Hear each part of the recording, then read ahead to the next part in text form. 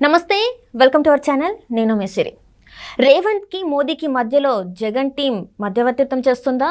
So ఈ అంశాన్ని మనకి ఇంకా క్లుప్తంగా వివరించడానికి మనతో పాటు ఉన్నారు టీడీపీ స్పోక్స్ పర్సన్ సూర్యదేవర లత గారు. నమస్కారం మేడం. నమస్తే మేడం, ఇప్పుడు చూస్తుంటే మోదీ గారికి రేవంత్ రెడ్డి గారికి మధ్యలో జగన్ టీం అంటే ఇంతకు ముందున్న అంటే జగన్ టీంలో ఉన్న ఒక వ్యక్తి మధ్యవర్తిత్వం చేస్తున్నారా, కోవట్టులాగా ఏమైనా? అది అంటున్నారని వింటున్నామని అని అట్లా ఏదో ఒకటి కల్పిస్తూ ఆనందపడుతున్నాడు జగన్మోహన్ రెడ్డి. ఏంటంటే ఆయనకి ప్రతిసారి కూడా ఒకటే అనిపిస్తుంది కదా, ఎలాగైనా ఈ పొత్తుని డీల్ని చెడగొట్టాలి, మనం ఏదో ఒకటి చేయాలి. సో ఒక్కొక్కసారి రాయబొమ్మ విజయసాయి రెడ్డి గారిని పంపించి దీన్ని ఎట్లాగైనా పొత్తులు ఉండకూడదు, సో ఉంటే ఎలాగైనా డెఫినెట్గా ఓడిపోతాం అనే ఒక భయంతో ఇలాంటి పొంగులేటి గారిని తీసుకొచ్చారని చెప్పి ఆయనతో మధ్యవర్తిత్వం మాట్లాడిస్తున్నారని. సో పొంగులేటి గారు ఆల్రెడీ ఇదివరకు వైసీపీలో ఉన్నమాట వాస్తవమే. అక్కడ కాంగ్రెస్లో, ఇక్కడ వైసీపీలో ఉన్నప్పుడు తెలంగాణలో ఎమ్మెల్యేగా గెలిచారు. సో దాని తర్వాత కాంగ్రెస్లో జాయిన్ అయ్యారు, ఇప్పుడు మినిస్టర్గా ఉన్నారు. సో ఆయన గవర్నమెంట్ పడగొట్టడానికి ఆయనకు అవసరం ఉంటే మేబీ ఇప్పుడు మోదీ గారికి ఇప్పుడు ఎలక్షన్ ఇంపార్టెంట్. సో ఇక్కడ గవర్నమెంటా అక్కడ గవర్నమెంట్ అనేది ఆయన ఇప్పుడు ఆలోచించట్లేదు, ఓన్లీ ఎలక్షన్ మీదే డిపెండ్ అయి ఉన్నారు. సో ఆంధ్రాలో పొత్తు నారా చంద్రబాబు నాయుడు గారితో ఉంది. సో నారా చంద్రబాబు నాయుడు కన్నా పొంగులేటి పెద్ద లీడర్ అని నేను అనుకోవట్లేదు. ఎందుకంటే ఫస్ట్ ఇంపార్టెంట్ దేని మీద ఉంది, సెంట్రల్లో ఎలక్షన్స్ ఉన్నాయి, మొత్తం ఇండియా మొత్తం ఎలక్షన్ అనేది నడుస్తుంది, క్యాంపెయిన్ అనేది చేయాలి, ఇంకా దానిలో ఎంపీలు క్యాండిడేట్లను పెట్టుకోవాలి. ఈ బిజీలో ఉన్నప్పుడు ఇలాంటి రాయబారాలంతా ఇప్పుడు దాని గురించి డిస్కషన్ పెట్టుకునే టైం ఆయనకు ఉండదు. ఆయన అసలు నేను అనుకుంటున్నా ఆయనకి అలాంటి ఉద్దేశం కూడా ఉండదు. సో ఈ జగన్మోహన్ రెడ్డి ఏంటంటే ఏదో ఒకటి కల్పించటం, ఏదో ఒకటి డైవర్ట్ చేయటం, ప్రజల దృష్టిని అంటే పొంగిలేటి నా మనిషి కాబట్టి జగన్మోహన్ రెడ్డి నాతో టచ్లో ఉన్నాడు అనే ఒక దీనిని తీసుకురావడానికి చూస్తున్నాడు, ట్రయల్ చేస్తున్నాడు.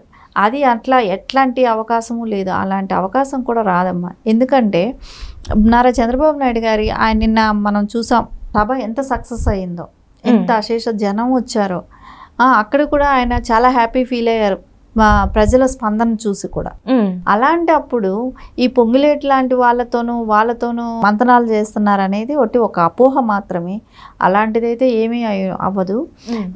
ఇంకొకటి మళ్ళీ రకరకాలుగా ఒక్కొక్క వర్షన్ తీసుకునే కొద్దీ జగన్మోహన్ రెడ్డి ఎప్పుడూ కూడా ఏదో ఒక రకంగా చేసి ఇది పొత్తుననేది విచ్ఛిన్నం చేయాలి, దీనిలో ఏదైనా ఒకటి నాకంటూ ఏదో ఒక బెనిఫిట్ రాకుండా పోద్దా, నేను ఏదో ఒకటి దానిలో నేను ఎంటర్ అవ్వలేకపోతానా, నేను ఏదో ఒకటి సక్సెస్ అవ్వదా అన్న ఆత్రంలో ఉన్నాడు. ఏం చేయాలో తెలియట్లేదు. ఆ తెలియని తనంతో వీళ్ళని కదపటం, నేను ఏదో చేసేసాను అనుకోవటం, అక్కడ ఏదో డిస్టర్బ్ అయిపోయింది అనుకోవటం. సో ఈ ప్లానింగ్తో ఉన్నాడే కానీ ఆయన పొంగులేటిని పంపించినా ఇంకొకళ్ళని పంపించినా ఏం పంపించినా మోదీ గారు అయితే మటుకు నారా చంద్రబాబు నాయుడు గారి ఒక కూటమి ఉంది, దాని ప్రకారమే వెళ్తుందే కానీ ఇలాంటి వాళ్ళని ఎవరిని ఆయన పట్టించుకునే ఇదిలో లేడు.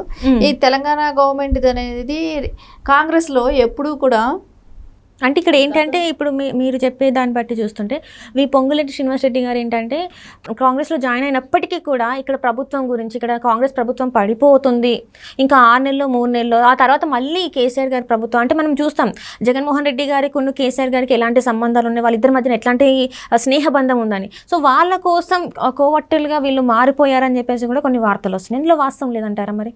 డెఫినెట్గా కాంగ్రెస్లో ఎప్పుడు అంతర్గత కుమ్ములాట్లు అనేది ఉంటూనే ఉంటాయి. అట్లాంటిది పొంగులేటి లాంటి వాళ్ళు కొంచెం అడ్వాంటేజ్ తీసుకొని సో ఎవరి అవకాశాలు వాళ్ళు చూసుకుంటారు. సో దానికని అది ఇప్పుడు జరిగే ఆస్కారం అయితే లేదు. అది తర్వాత ఎలక్షన్ తర్వాత ఏమైనా జరుగుతుందా జరగదా అనేది అది డౌట్. ఎవరు కూడా అది కన్ఫామ్ జరుగుతుంది జరగదు అనేది కూడా ఎవరు చెప్పలేరు. ఎందుకంటే కాంగ్రెస్లో గతంలో ఎప్పుడు కూడా సంవత్సరం 6 నెలలకి సీఎంలు మారటాలు అలాంటివి ఉండేది. ఒకటి ఎప్పుడైతే రాజశేఖర రెడ్డి గారు సీఎం అయిన తర్వాత అది ఆగింది. సోనియా గాంధీ అధ్యక్షురాలత ఉన్నప్పుడు కూడా ఒక కంటిన్యూ కొన్ని చోట్ల కానివ్వండి ఎక్కడైనా కూడా సీఎంని కొంచెం వాళ్ళనే ఉంచటం, ముందు ఇందిరాగాంధీ పీరియడ్ కానివ్వండి, రాజీవ్ గాంధీ పీరియడ్, ఇట్లాంటి పీరియడ్ తీసుకున్నప్పుడు అప్పుడు 6 నెలలకి సంవత్సరానికి 2 ఏళ్ళకి సీఎంలు మారిపోయినట్టు మనం ఎప్పుడు చూస్తూ ఉండేవాళ్ళం గతంలో కాంగ్రెస్లో.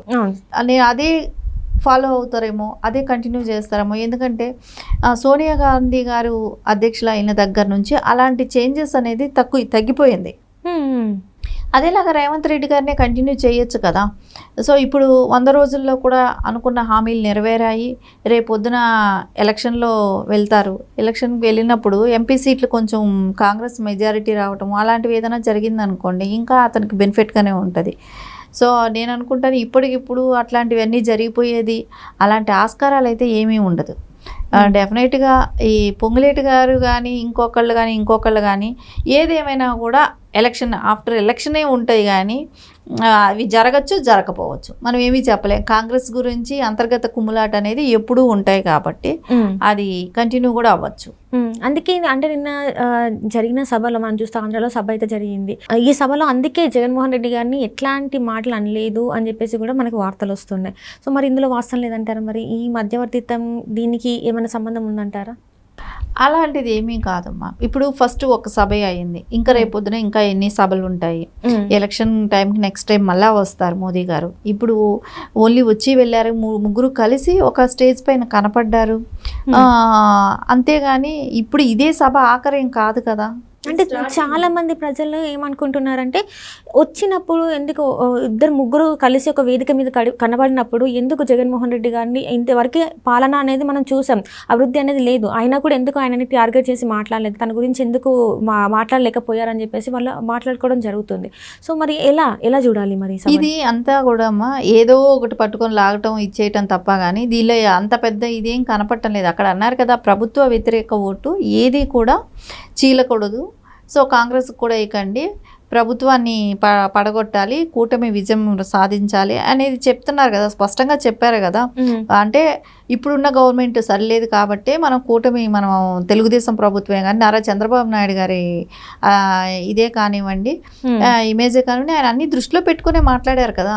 ఎక్కడ కూటమిని తక్కువ చేసి మాట్లాడినట్టు, వైఎస్ఆర్ పార్టీని ఏదో నెత్తిన పెట్టుకొని మాట్లాడినట్టు అట్లా ఎక్కడ ఏమీ జరగలేదు కదా. కూటమిని ప్రైస్ చేస్తేనే మాట్లాడారు. అక్కడెక్కడా కూడా ఏమీ తప్పు పట్టాల్సిన అవసరం కూడా లేదు.